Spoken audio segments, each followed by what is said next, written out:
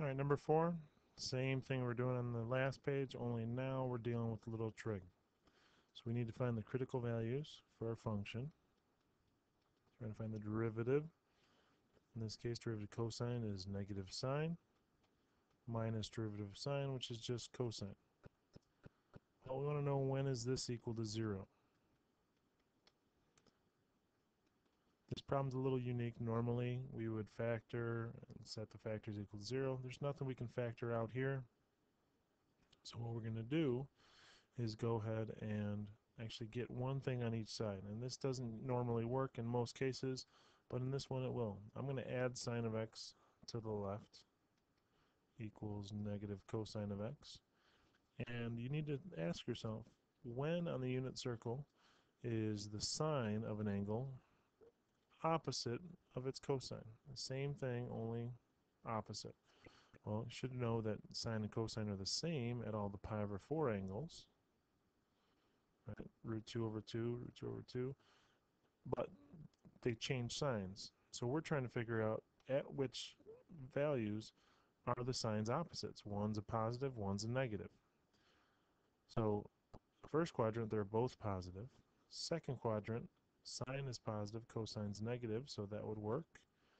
Third quadrant, they're both negative, so they're not opposites of each other.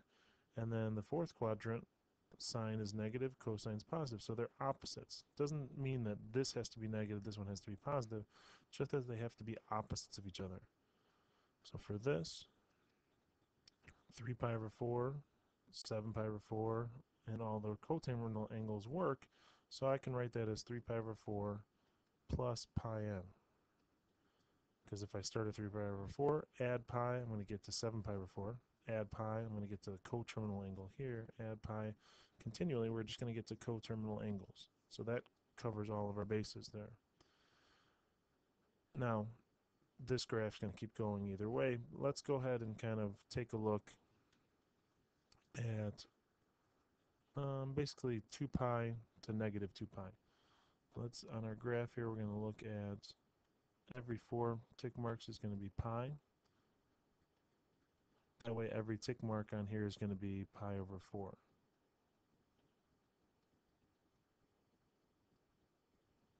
So let's look at this window of the graph. It doesn't give us an interval, but since this is how we're graphing it, let's go from negative 2 pi to 2 pi. So the x values that we're going to need, well, we know there's 3 pi over 4, and we also know there's 7 pi over 4.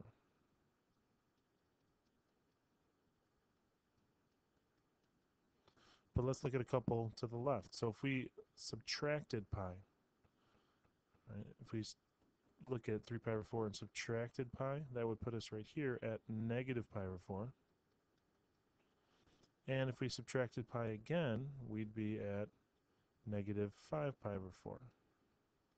So at each of these values, we have a derivative that's equal to 0. And so we're just looking at coterminal angles to 3 pi over 4 and 7 pi over 4 that are negative. So we can kind of graph the left side of the graph. Now, just like the other ones, we have to take values and plug them into the derivative that fall in between here. So let's start in the middle. We're going to figure out what's the derivative of f when x is 0. So we can look at our original derivative here. And if we put in 0, sine of 0 is 0. Cosine of 0 is 1. So we end up with 0 minus 1. We're going to get a negative value there. Over here, let's do the derivative of f of pi, right? Let's make it easy on ourselves. Pi is easy to deal with. Opposite of sine of pi, well, sine of pi is 0 again. Minus cosine of pi, well, cosine is negative 1. So 0 minus negative 1, that's going to give us a positive value. Over here, I'm going to do derivative of f of 2 pi. And now I'm going to be smart and not plug it all in again because I know 0 and 2 pi are coterminal, so they're going to have the same value. That means this one's going to be negative as well. We can kind of do the same thing along the rest of these. Derivative of f of negative pi. Right, that's coterminal with the negative pi is coterminal with pi, so Whatever we get for pi, we're going to get the same thing for negative pi. And let's take a look. That's going to be positive. And over here, derivative f of negative 2 pi is going to be coterminal with 0, so we're going to have negatives there. So we can see from this that we're going to have a minimum at negative 5 pi over 4, maximum, minimum, and a maximum. We want a few points to plot here, so let's figure out what's f of negative 5 pi over 4, f of negative pi over 4, f of 3 pi over 4. Just putting our critical values in there, and f of 7 pi over 4. Let me just move those over a little bit so we can do a little figuring here. F of negative 5 pi over 4, we're doing cosine of negative 5 pi over 4. So let's look at a unit circle. Negative 5 pi over 4. If we start here, go negative, that's going to end up right here. So our cosine is negative root 2 over 2 minus our sine, which is root 2 over 2. So if we subtract these, we end up getting negative 2 root 2 over 2, which is just negative square root of 2. F of negative pi over 4, negative pi over 4 would be right here, so our cosine of that is going to be square root of 2 over 2 minus sine is negative root 2 over 2. So we end up getting 2 root 2 over 2, which is just square root of 2.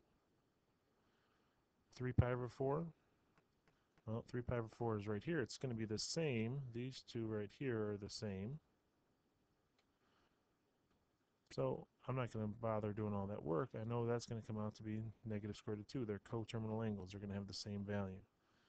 And these two are the same, right? 7 pi over 4 is right here, same as negative pi over 4. Those are going to come out with the same value. So this is just going to come out to be square root of 2. So we can plot these points. Square root of 2 is, like this, is approximately negative 1.41, just to kind of have an idea of where to plot it. Let's go ahead and let's make this 1, and let's make this 2. This negative 1, negative 2. So if we're going to plot our points at negative 5 pi over 4, remember each one of these is pi over 4, negative 5 pi over 4, we're at negative 1.41. So that's negative 1, negative 1.4 would be right about there. So our point's going to be right around there. Then negative pi over 4, square root of 2, so about 1.41, going to be right about there. Then 3 pi over 4, negative square root of 2, it's going to be down at the same level here. And the last one here, 7 pi over 4, square root of 2, 7 pi over 4 would be here. So we can see this is kind of going to have a cycle. It's going to keep doing the same thing over and over again. But if we're just looking at our part of the graph, we're coming down to here, smooth curve, up, smooth curve, smooth curve, smooth curve. Not the best graph in the world, but you get a basic idea. It's going to look like a sine or cosine graph, basically, just a little bit different. This is our curve, and that should be smooth, not as sharp as it is. Because all these derivatives are 0, we have smooth curves for each one.